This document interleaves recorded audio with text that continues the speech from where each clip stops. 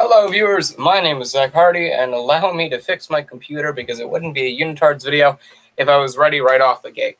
Again, hello viewers, my name is Zack Hardy, and this is my review on the May 2nd, 2018 edition of Ultimate Showcase Wrestling's Wednesday Night Intensity. Yes, the reviews are back. The weekly episodic reviews of USW programming is back. It's been a long time since I've done one of these. I think, God, I want to say 2000, maybe early 2017, late 2016 was probably the last time I did an intensity review or a severity review. So it's been a while, and it's definitely good to be able to see weekly programming again and give my full-on take about it in front of a camera. It's fantastic to be able to get to do this again. For starters, before I get into this review, I do want to say something very quickly, and that is that with intensity and severity and the reviews that I do on a weekly basis, I'm really going to give a rundown of the entire show, from segment to segment to segment, match and match and match, and try to give my opinions on it. I know in the past I would, just run down a specific promo, and whether there was a lot to talk about or a little to talk about, I would just go into grave detail about it and really just kind of dig it into the ground. With these reviews, I want to kind of give a different perspective on it, and that is a fan's perspective. I know I was able to do that when I had the whole Chase Clover character. But once, I had the whole Zack Hardy character, it was kind of a case where, there was that affiliation between myself and the in-ring product and the on-air product. So I want to be able to separate that and give my honest opinions as a fan of the company, and not as a wrestler, not as a sports entertainer or a performer, but as a fan wanting to see the company do well. And I'm not going to hold back. I'm not going to kiss ass, just for, a nice push or anything like that. I'm going to be completely honest in my opinions on the show as a whole. And that goes for both intensity and severity, as well as if I ever were to do a Raw or SmackDown review or an Impact Wrestling review or a weekly Ring of Honor review or whatever it may be. I'm going to give my honest opinion no matter who I work for, what I do, or anything along those lines, or anything in between. So with that being said, this show had a lot to offer, and this may feel a little out of place since it's not going to be how I usually review USW shows, because the majority of time when I review a USW show, it's a pay-per-view. This is going to be a little bit different because, you go down through a boatload of different things, and segments tend to outweigh the number of matches. There tends to be more character build-up than wrestling, and that all works up to the pay-per-view because they tend to build up every week's show towards the next pay-per-view, so there's a bigger payoff. And there's going to be more discussions on segments than there will be about matches. I probably won't touch on match quality too much in these weekly show reviews, unless the match is really good. There are a lot of things to talk about in the match, because the weekly shows don't tend to revolve around the wrestling. They tend to revolve around the stories and the storylines and the characters, so that when we get to the pay-per-views, the pay-per-view itself can revolve around the matches and the wrestling 110%. So it's going to be a different kind of way of going about these reviews. Especially from the past, because if you think back to when I was originally doing intensity reviews back in 14 and 15, 2014, 2015, there were like 8 matches every week, and there were very few segments. There were very few meaningful spurts about the show, and there's only so much you can really fit into 2 hours. So it was always clamored, and there was not enough time to really talk about the wrestling, despite it being important. This is definitely going to be a little bit different from the reviews that I've had on intensity and severity in the past. So with that being said, let's just jump right into the show. For starters, we open up the show with a new logo, a new theme song, and a new direction. It's a lot different from the pre-CTG 13 era, if you want to call it that. Intensity gets a new, updated, more modernistic logo with the flame on top of the Wednesday Night Intensity wordmark. The theme song has jumped from "I'm the Man" by Aloe Black to "In the End" by Pierce the Veil. Or no, what was it? Not Pierce the Veil. It's Black Veil Brides, right? Let me go to Spotify. I know I have it saved in my radio. Let's see. "In the End." Black Veil Brides. My apologies. Not Pierce the Veil. Black Veil Brides. So Black Veil Brides, "In the End," is the new theme song, main theme for Wednesday Night Intensity. And we go into the show expecting a big change. James is now firmly in front of the main event scene of Intensity, with people walking up to challenge him. The mid-cards have gotten shaken up now, especially with this past Wednesday night's match card and story arc. And there was a huge direction, a big direction that was going to be changing based off of this episode of Intensity. For one, we got a new theme, we got a new logo, we now have a new general manager, we now are in the era where USW is now on BBC Sport, finally. It's been fucking long enough. So Intensity debuted on BBC Sport this past Wednesday night, and that was live. And Severity will air live on the BBC Sport Network tomorrow night. And really, when we open up the show, we have a lot of things to be answered. Who's going to challenge James next for the USW Championship? Where do guys like Mr. Anthony and Anarchy and Philip Akron go? What does the Blue Belt Championship picture look like going forward? What are the Marvelous Brothers in Arms going to have in store for the USW Tag Team Championship reign? Who's going to be the new general manager? And we opened up the show with an answer to one of those questions, and it was the most latter, as Kyle Reese Sr. opened up the show with a big pop. Very fun chants of "Your son sucks, your son sucks," to the point where I think Kyle Reese Sr. said, "Wait, we're talking about the one that ran this show, right? Not the one that runs the Friday night show, right? The one that used to run this show sucks, right? Okay, good. I'm glad we're on the same page." And actually agreeing with the fans, that was a funny touch. But he coins in on the fact, or towards the crowd, and works them a bit, telling them to hold their reactions, as he wanted to get everything off the chest, so that way they wouldn't react prematurely and they could have the full ability to react the perfect way at the news. He slowly works into the way of saying that Kyle Reese Jr. will remain as the commissioner of the Wednesday Night Intensity brand, which means he will essentially have the final say over a lot of executive decisions on the Intensity brand. But unlike other promotions, hint, hint, TNA, or Impact Wrestling, WWE, Ring of Honor, so on and so forth, the commissioner of the show and of the brand does not have any creative decision whatsoever. He claims that in order for Kyle Reese Jr. to make any change in the executive decision, that Wednesday Night Intensity has to dip below a .46 overall ratings, or overall rating, which, I mean, in this day and age is kind of almost impossible for Intensity to do. They've established themselves as a dominant weekly episodic series, and I don't think they will even get below .60. Again, I think it will be or .6.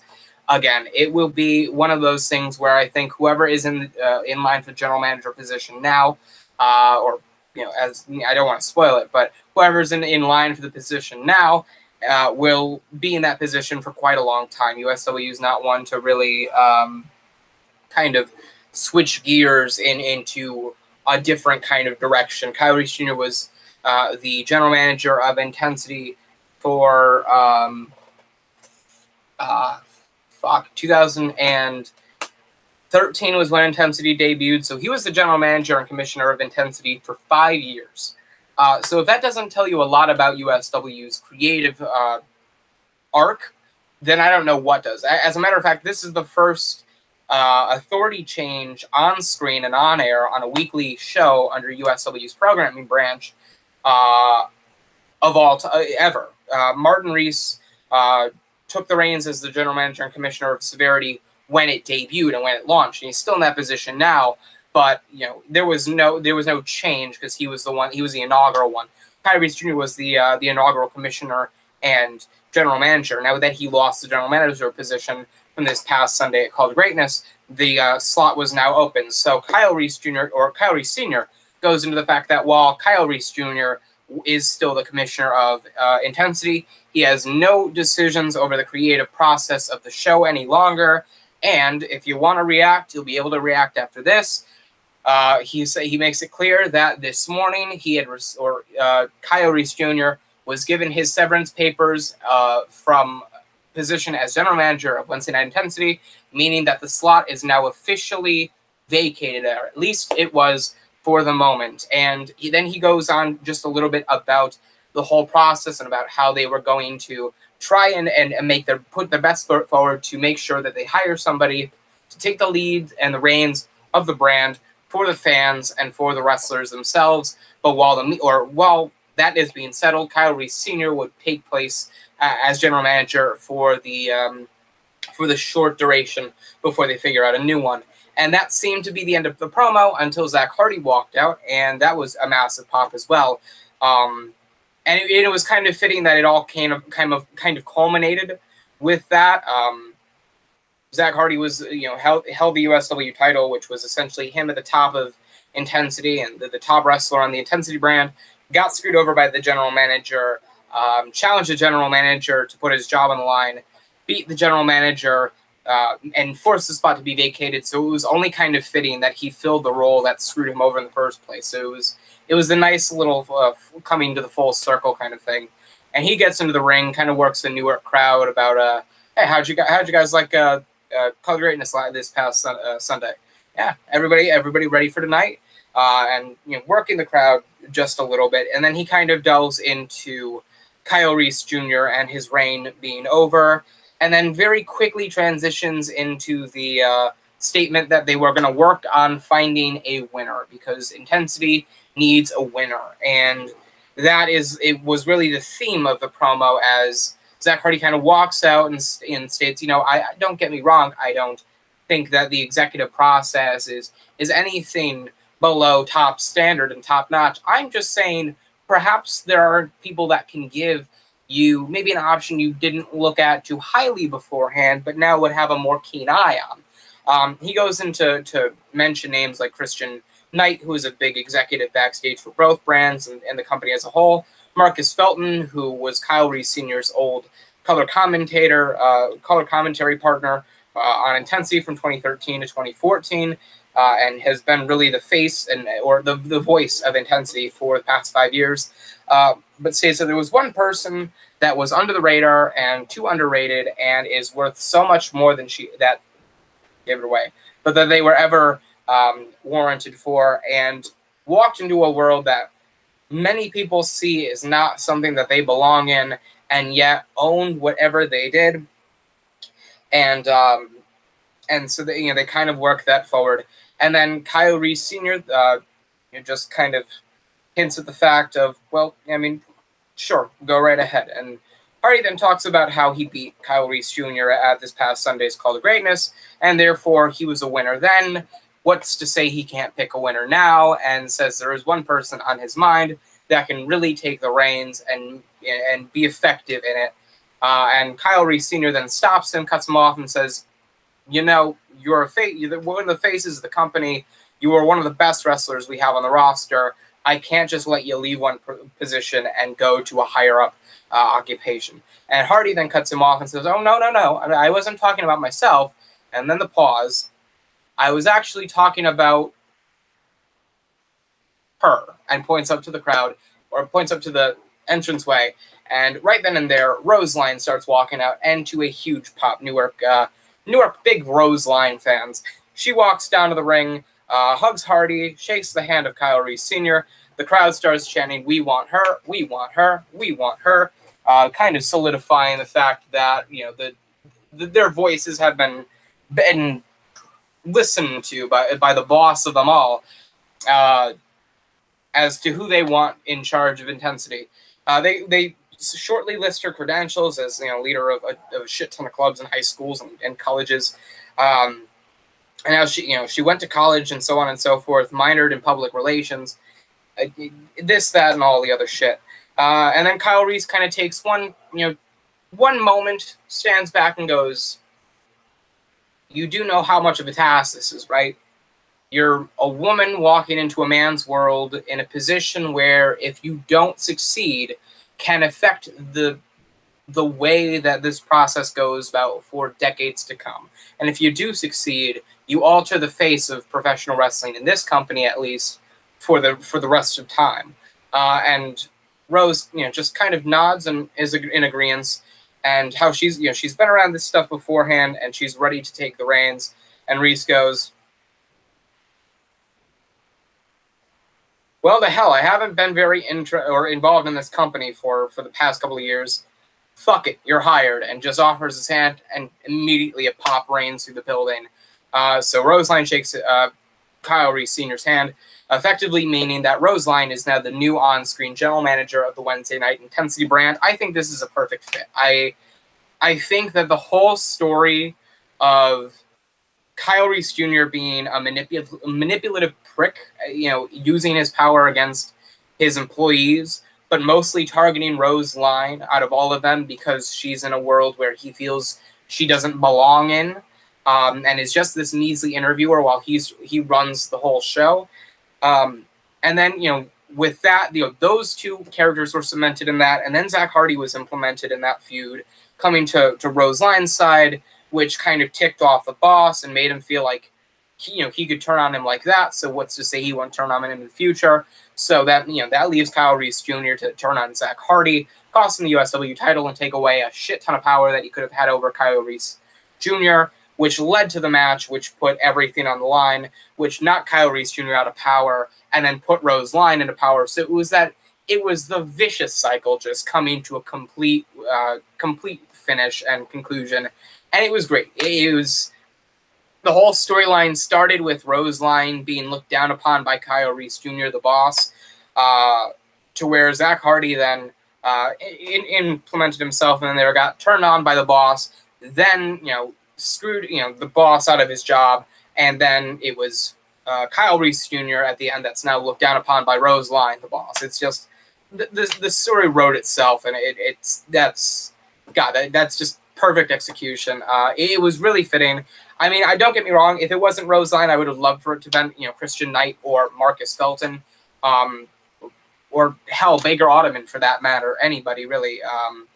But I think that the perfect fit and the best way to conclude that whole storyline was for Roseline to become the general manager of Intensity, and now it's done. And I'm really looking forward to seeing what this story goes with her from now on, because you can see how much they invested in Roseline over the past number of months, just to build up to this whole climax of her gaining the reins of power on the show. And seeing that they put so much faith in her to really be a centerpiece of a storyline kind of shows that they would probably be more willing, especially since it worked off or paid off so well, to do that again in the future. So much, unlike the 4 years before Kyle Reese Jr.'s power in the show became a storyline or was really mentioned in anything more than just a segment to further a feud, I think this is definitely a big change now, and I think the authority role in USW, at least in the Intensity brand, is going to be a focus for a while in storylines, just based off of how fucking well this worked. And again, I said it before, it's the circle coming to a close. It was the perfect decision, the best decision, and I'm really, really glad that the mindset was there to really conclude it on that perfect note. And I think that just the opening part of Intensity after Call to Greatness really seal the fact that this may go down as one of the best and most fulfilling storylines that USW's put on in their, in the past 5 years, or their existences, for that matter. So with that, we go from the opening. Let me just get out my notes. We go from the opening segment with the new logo theme, the BBC Sport debut, Roseline as the new GM, to the opening match, which was Simon Saint, who was victorious this past Sunday over Hernastley, I believe, going one-on-one with Zack Hardy. Now, this was a good match, honestly. This was much better and much more fulfilling of a match than I would have thought the higher-ups would have given them. Of course, they work a shit ton of stories, so the matches are 12 down a bit, just because it's a 2-hour time frame and they've got a lot to do, especially with the fact that they have a shit ton of feuds going into every pay-per-view, so it's understandable. But this was a really good match, and I like the fact that Zack Hardy really held his own.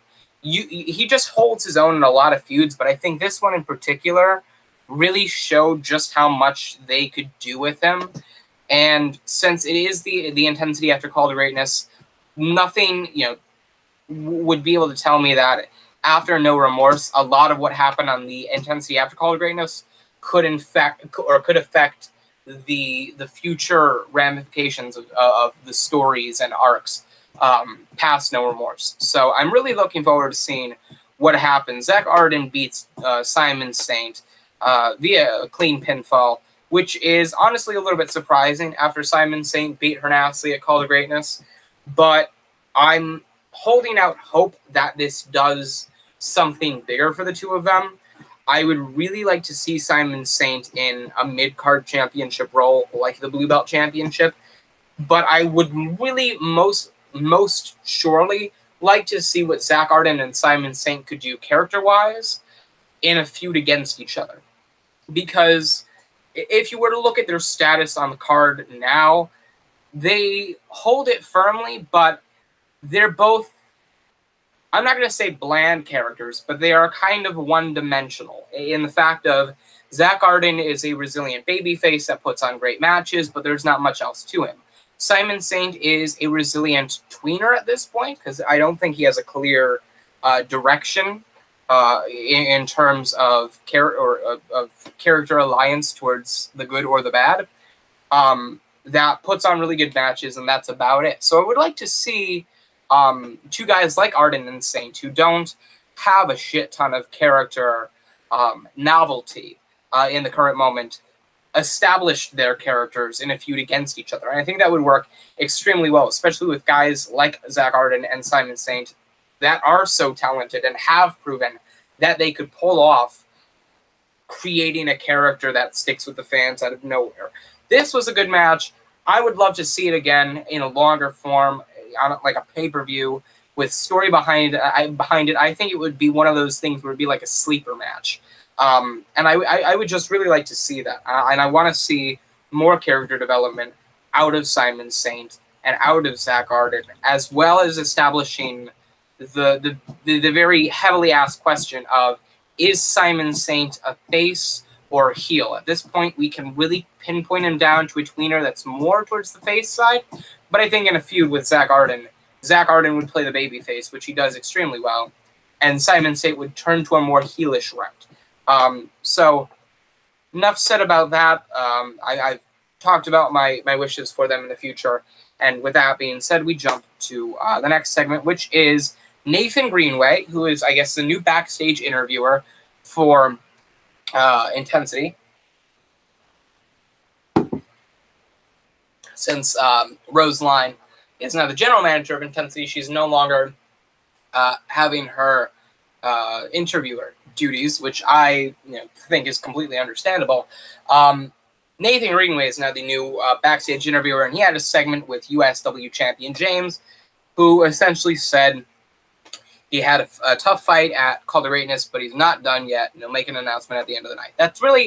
That's all I can really say about it in a nutshell, and it would be the closing segment of the night, and it would be a big moment, especially for the foreseeable future of USW. But it was really something that kind of set the tone to look forward to for the rest of the night, which is something that I really enjoyed. And this happened within, I think, the final 5-10 minutes of the first hour of intensity. So, you know, the next hour was one of those things where you knew what was coming, but you enjoyed it ahead of time. And then once you got to it, it was like, all right, I'm going to pay attention now. So that was really the gist of it. And we can get more into that and what that was about later on in the show. But just wanted to point that out. The next spot on the card or on the show was a match, or was a singles match between Tyreek Carver, who lost this past Sunday at Call to Greatness 13, to Dwayne Porter, to fail to reclaim his Blue Belt Championship against a now debuting member of the Intensity roster, Norris Cadavery. As I said, a lot of big moments on the Intensity after Call to Greatness, the new theme, the new logo, the debut on BBC Sport, the debut of Norris Cadavery, which, you know, the dude looked promising. He definitely has something to offer the company. I'd like to see what happens going forward. Mr. Anthony's new direction, the Marvelous Brothers in Arms, Benny Franklin segment, which we'll get to later on in the night, which was a nice, fun thing to see. Norris Cadavery really showed a different style of wrestling than I would have assumed he would have had. He's a guy with a little bit bigger of a build than me. And I'm not talking penis-wise, I'm talking muscle-wise. But at the same time, he's one of those guys that I don't think would work effective, or would have worked effectively as a powerhouse or as a technical wrestler, but more like a brawler.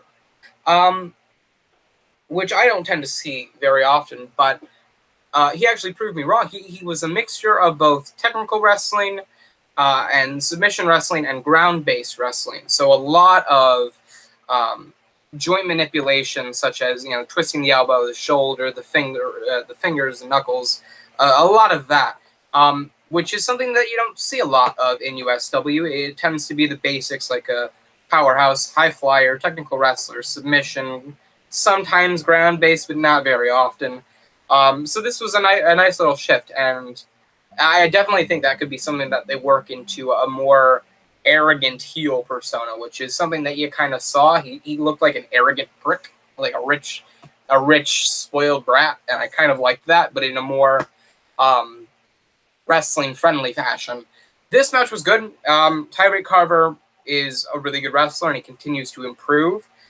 Surprisingly enough, though, ended up losing this match to Norris Cadavery, which, I mean, it's understandable if you want to have Norris Cadavery win his debut match on the Intensity roster, but why not have his opponent be an enhancement talent, a local enhancement talent? Why have it be Tyreek Carver, who's in the middle of a pretty damn good feud with Dwayne Porter that I'm really looking forward to seeing the culmination of? Makes little sense, but nevertheless, good match. Norris Cadavery impressed me. I think his wrestling style could hone well into a character. And yeah, enough said about that. The next, or what we get into next, or we switch from that match to a Marvelous Brothers in Arms promo, the new USW Tag Team Champions, Fernandez and Gringo, who walk out immediately as their music plays to a huge fucking pop. A crowd is lively. Before they even get to talk, every time they go to talk, it's a creative little chant like new tag champs, you're the faces,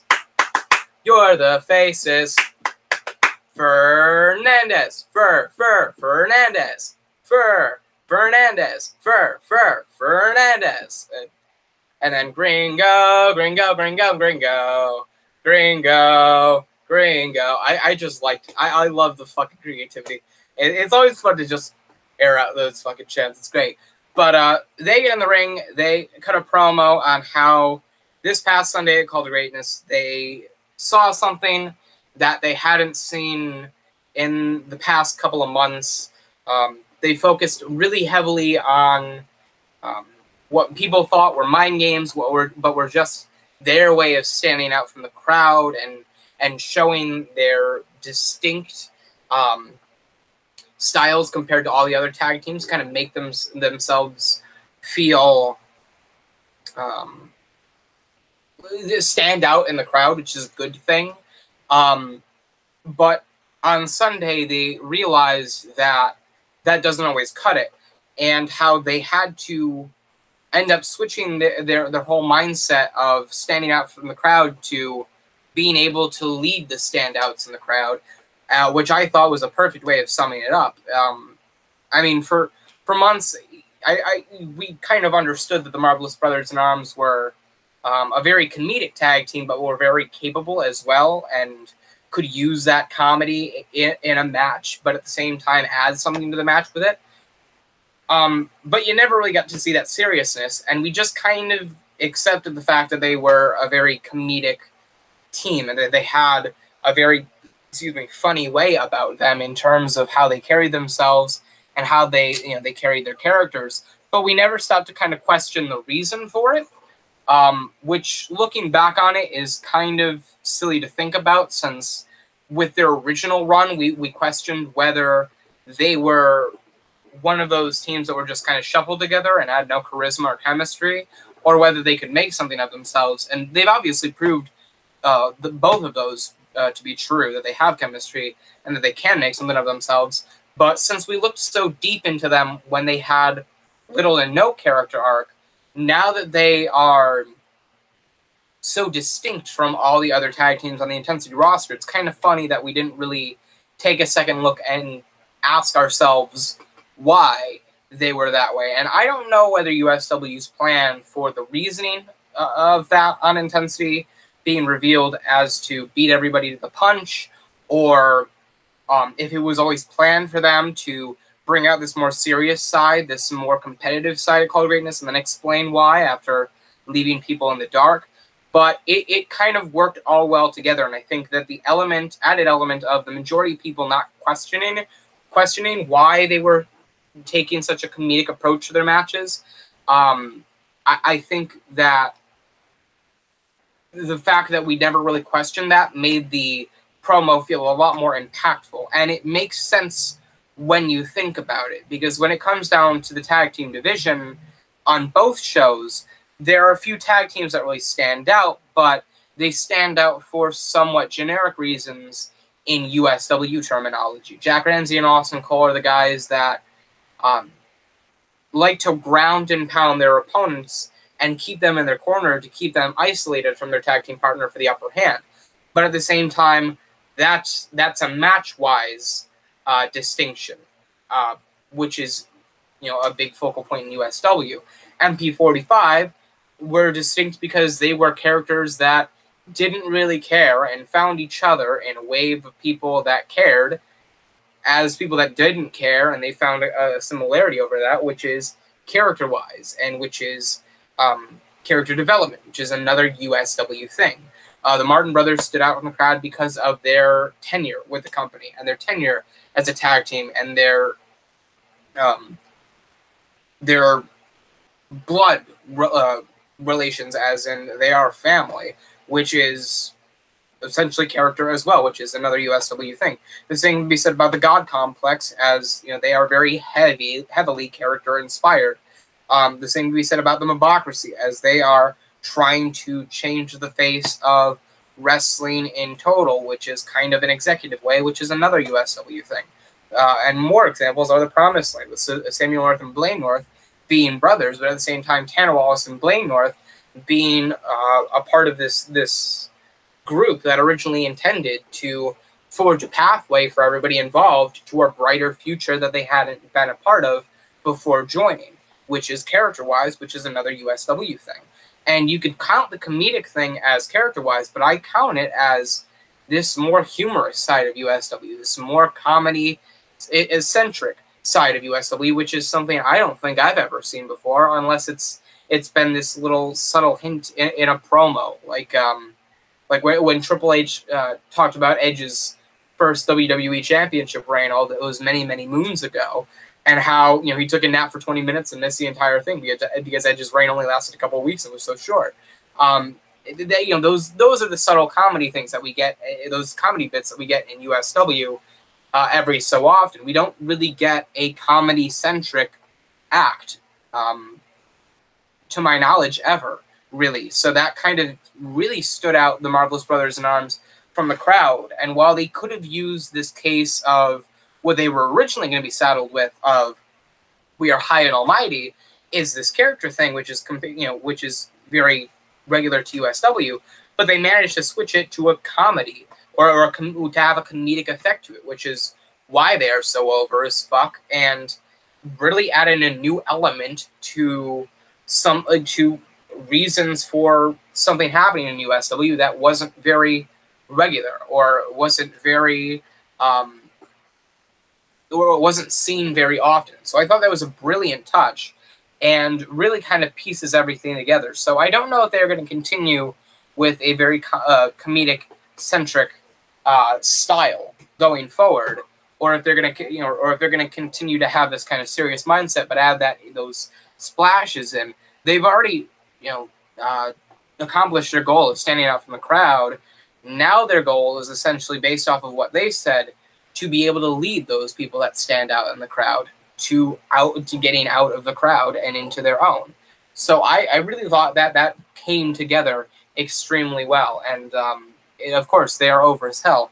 And then the Martin Brothers came out, who the Marvelous Brothers in Arms beat this past Sunday for the USW Tag Team Championships, and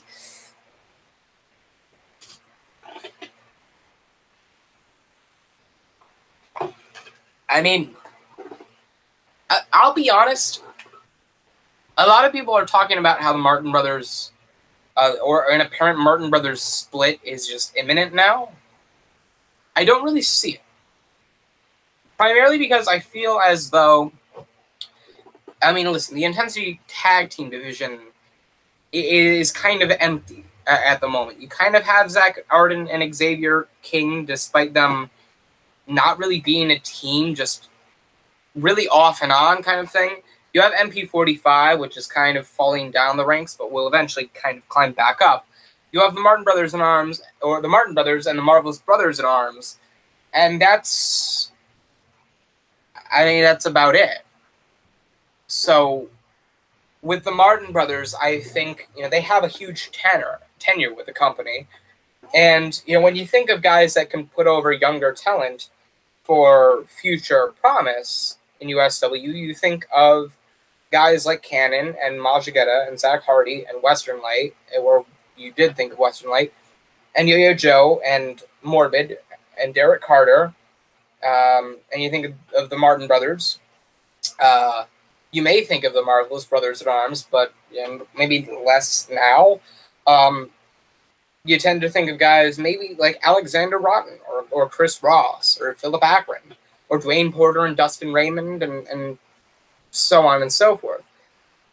But with the Martin Brothers, a lot of people are talking about them splitting up, but I'm starting to hear talks about USW wanting to solidify a very capable and prominent tag team division on Intensity.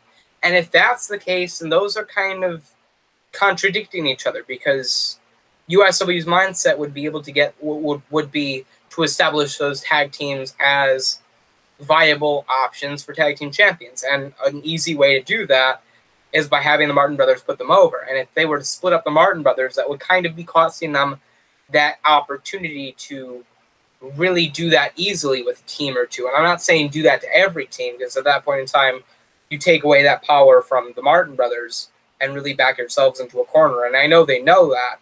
But at the same time, it's one of those cases where, in worst case scenario, the Martin Brothers are tag team champion, or the Marvelous Brothers and Arms are tag team champions. The Martin Brothers can't fend for those titles. And, let's say MP45 just recently lost their feud. I mean, at that point in time, you can have a filler match or so on and so forth for the next pay-per-view, while the Martin Brothers put over a tag team at the last minute, and then that tag team can say, we beat one of the best USW tag team champions of all time. Perhaps we deserve an opportunity to earn a shot. at the titles. So it's one of those get out of jail free cards. And I think them splitting up the Martin brothers would be a huge, huge mistake on their part going forward. And I can tell that they know that. Either way, the Martin brothers walkout simply announced that they were going to use their rematch for the USW Tag Team titles at No Remorse in 2 weeks, which means in 2 weeks we'll get the Marvelous Brothers in Arms defending the USW Tag Team titles against the Martin brothers. And I think at that show and in that match, there's going to be a lot to look at and to see if they start showing signs of a split, or just like they did in 2014, just split them up out of nowhere. I don't know, but I'm starting to feel less and less every day like a split is imminent. I feel like, if anything nowadays, a split would be more of a surprise to me than it would be something we all saw coming. So that is essentially the whole promo as it is in a nutshell. And by that, I mean a very long and verbal nutshell. I have a tendency to do that. But from there, we jump into a new interview with Nathan Greenway, again, with Derek Carter about his loss at Key and Case this past Sunday. And Derek Carter just simply says, I'm going to get back on track. Key and Case was an opportunity to earn a shot at the world title and get myself right on track right away. That didn't happen to be the case, so I'm going to take the long way around. And in my opinion, I think that all but confirmed in words that Derek Carter is now taking on a more face role. Because, I mean, if you think about it, think back to 2014, 2015, 2016, hell, even 2017, Derek Carter. When the fuck do you think, in any span of that time, could you have ever heard Derek Carter actually say, well, I failed to do things the easy way. You're damn right. I'm gonna make my way through the hard way. That's not a heel thing that Derek Carter would. That's not a Derek Carter thing to do. When you think of heels, Derek Carter, the easy way is the Derek Carter way. Derek Carter way is the easy way.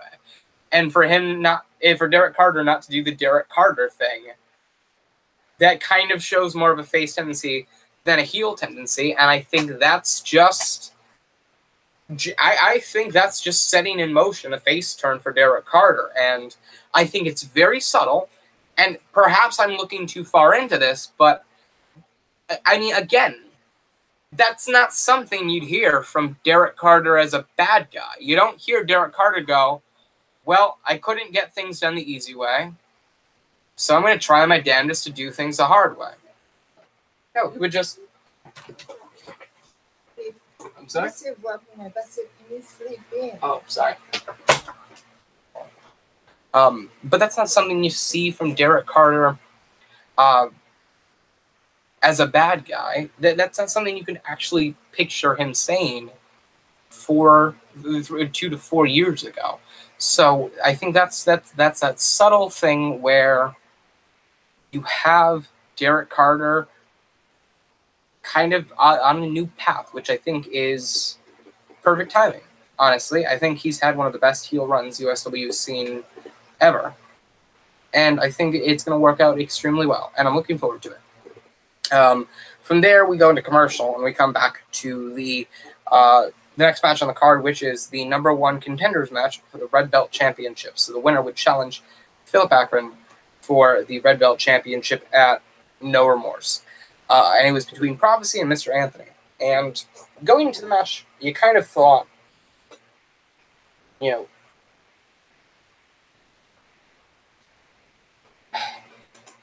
do I describe it? Going into the match, you kind of thought that they were taking strides to kind of establish the Red Belt Championship in one of two ways. Whether that way was going to be via giving Prophecy the shot and establishing it as a title for people to earn their way back up the card, or for giving Mr. Anthony the shot and using it to establish Mr. Anthony. that's a weird way to look at it. And it's not one that a lot of people are using to look at it, but it's definitely my way of looking at it. And this match was really good. It was actually a really great match. Prophecy, as far down as on the card as he has slipped, is extremely good at what he does, and he's a fantastic wrestler, as is Mr. Anthony. And really good match. Mr. Anthony countered the superplex into the Redwood Viper, which was a beautiful counter, perfectly executed, for the 3-count victory to earn a Red Belt Championship opportunity against Philip Akron. So, I mean, if you want to look at the timeline, you go from Mr. Anthony debuting in December to winning a shot at the USW title in January, defeating one of the top stars in USW in February and March, to challenging James for the USW Championship, the World Championship of USW, in the main event of the greatest wrestling show of the year in April, to challenging Philip Akron for the Red Belt Championship at No Remorse. That's why I'm thinking they're going to use this belt to kind of elevate Mr. Anthony. And honestly, I don't mind it. I think Mr. Anthony is a fantastic talent, and I think he has a lot to offer for USW. I don't think his character was ready. His character, not him, but his character was ready for that shot at the USW title at Call to Greatness. But I think his match at Call to Greatness really showed that he has a lot to offer the company in the future years, and I think this is a fantastic way to establish him as, you know, a star for the near future, or a guy that a year from now can be in one of the positions where he's ready to make the jump into World Championship position. So with that, we're getting Mr. Anthony versus Philip Akron and No Remorse, and I'm excited because that's a fucking bloody fantastic match that I really want to see. So yeah, you know, we keep an eye on that. And then before we go to commercial, we get about a minute long Benny Franklin vignette. So Benny Franklin did not return tonight. A lot of people were speculating whether Benny Franklin or Ezra Hills would return tonight. Obviously, both men have been out since December. Ezra Hills blew out his knee, or tore his patellar tendon, which has put him out of action and on the shelf since December. And Benny Franklin was taken off of programming just that way that feud wouldn't get forgotten and wouldn't be burnt out. So with that being said, Benny Franklin slated to return soon, and I would assume that means that Ezra Hills is slated to return soon. So keep your eyes out for that. I'm really looking forward to that. I think that's going to be fantastic. He seemed like more of a character that was egging you on to do something bad. I think one of the lines in the promo was, doing what you're told is not for the ones that are strong in heart. It's for the ones that are weak in their soul. And that gives me a devil's advocate kind of feel, like, oh, you don't want to do the good thing, do the bad thing. It's much more fun. Which I think fits him perfectly, because it's Benny Franklin and he kills people. So yeah, allegedly. I'm looking forward to his return, and I think that character will work extremely well with Ezra Hills. So look out for that, and look out for his and Hills' return in the coming weeks. We got to the main event of the night, which was Hernasli versus James, or Hernasli versus Weiler. This match was really good as well. Hernasli takes another pinfall loss, much like this past Sunday, Call of Greatness. I fear that his stock that he had at the beginning of the year is dropping rapidly now. But at the same time, I'm glad to see Weiler getting attention and getting this this treatment where he's seen as worth something. I think that is very good for him and his character overall. Hernasli eats the pin after Weiler hits the Y on Hernasli. Good match. I don't know what Hernasli does from here. I don't think they'll turn him heel just because he and Crimson Red are over no matter what. They're always cheered. So I think it'd be difficult to turn them heel and get the desired reaction. So I don't think they'll deem it reasonable or worth it or worthwhile. Weiler, on the other hand, I'm looking forward to seeing what he does. There was no sign of James at Intensity, obviously recovering from the burns. Maybe he'll show up next week, probably at No Remorse or something like that, with the match being announced. Or maybe he'll make an appearance. I have no clue, but I have a feeling Weiler versus Seth is going to happen again, and maybe there'll be a lot more to offer from that. So, good match, great way to close the show action-wise, and we get into our final segment of the night, which is James's announcement. He talks about beating Zack Hardy for the USW title, and how a lot of people gave him credit for that.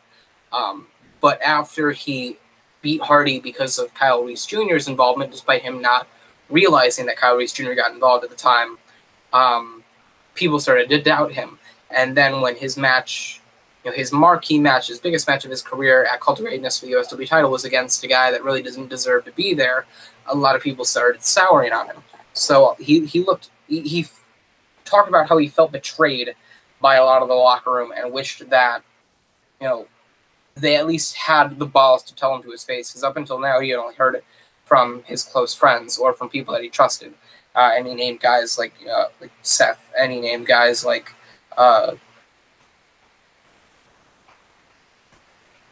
Anarchy. I was about to call him Tyler, but anyway. And how he couldn't hear it from the people themselves, and he was very disappointed in that. And he said, well, you know what, you want to talk down about my reign and about my matches, how about you do something yourself? How about you give me a match at No Remorse, because I don't have a match against anybody right now, and prove that you're worth my time if I'm not worth the title's time. Come on, right ahead. Somebody grow a pair of balls. I don't have all night. So he stands there for about 25, 30 seconds, and I'm hoping you can hear me properly. I guess you can. There you go. And he stands there for about 25, 30 seconds, just kind of trying to very briefly egg somebody on. And then this very, this heavy rock ballad starts playing, and the Motiontron's just a boatload of fog, and James is just sitting there confused as to what the hell is happening. And then we get into a guitar riff, and then every instrumental hits, and the name Kevin Storm pops up on the Motiontron, and everybody in Newark loses their fucking minds. And then about 10, 15 seconds later, Kevin Storm walks through the curtain, not giving a shit, to a huge pop. And by huge, I mean, I was playing Fortnite in the back, in the backstage area, quite a ways away from the main area, or the main arena, main part of the arena, and I heard it as if I was at ringside. People were just jubilated to see him, in complete shocked ecstasy to be able to see Kevin Storm. And honestly, a lot of the guys in the backstage area were shocked to see him as well. Nobody knew that he was there. I didn't know that he was there. Kyle told me, though, that there was something that was going to happen tonight, and he said, just no, even whether you're a wrestler or a fan, you're going to be one of those people that's like, I'm glad I saw that. So I was like, okay, holy shit. And then about maybe within the final 5 or 10 minutes of the thing, I heard executives talking about how Kevin Storm was going to be here, or to get Kevin Storm's Motiontron ready. And I was like, I'm going to keep this secret so that way everybody else has a nice stunned reaction. But I'm just going to tweet out, make sure you watch this because you're not going to want to miss it. And so a lot of people did watch it. And Kevin Storm walks down to the ring, very brash, very full and standard, and stands tall, gets in the ring, and just immediately takes James's head off with a clothesline. Picks him up for a powerbomb, throws him into the corner, and then hits him with the Storm Warning again, downing James to a very mixed reaction. A bit of cheering, a bit of booing, a couple of people in silence, not really knowing whether to cheer or boo. Though the desired reaction would be boo. The natural reaction is not boo for a moment like this. Kevin Storm looks at the title, goes to step on it, but instead puts his foot down, picks up the title, and holds it above his head as the copyright banner shows in the bottom left corner.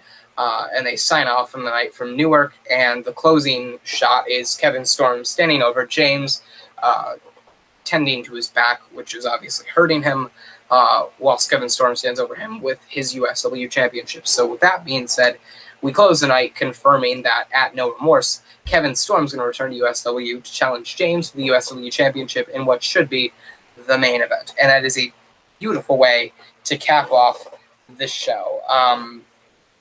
Really fun show to see. Severity is going to really have to pull something out of a hat in order to be able to properly give this show a run for its money. It was one of those things where you were glad to watch it. It was something where I wouldn't say it's must see, but I would say it's like if you miss out, you're going to regret missing out. Again, the new logo, the new theme, the debut on BBC Sport, the new general manager reveal, the huge pops for a lot of guys over on the roster, and then Kevin Storm's return. And the matches like Mr. Anthony versus Philip Akron for No Remorse in the Rebel title, and James versus Kevin Storm for the USW title at No Remorse confirmed for the show. It's just a lot of things coming together. The story arc between Reese Jr., Hardy, and Rose Line all coming to a head.